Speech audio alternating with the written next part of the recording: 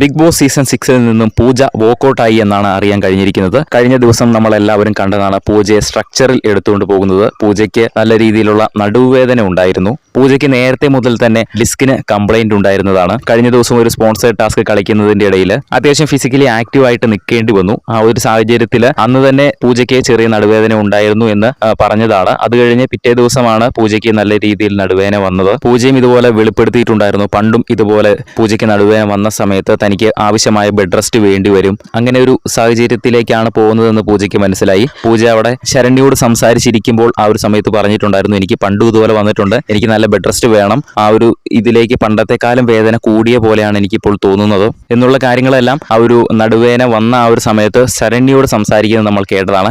എന്തായാലും പൂജ ഇപ്പോൾ ഷോയിൽ നിന്നും വോക്കൗട്ട് ചെയ്തിരിക്കുകയാണ്. ഒരാളുടെ ആരോഗ്യത്തെക്കാൾ വലുതൊന്നുമല്ല 100 ദിവസം നിൽക്കുന്ന ഈ ഒരു ഷോ.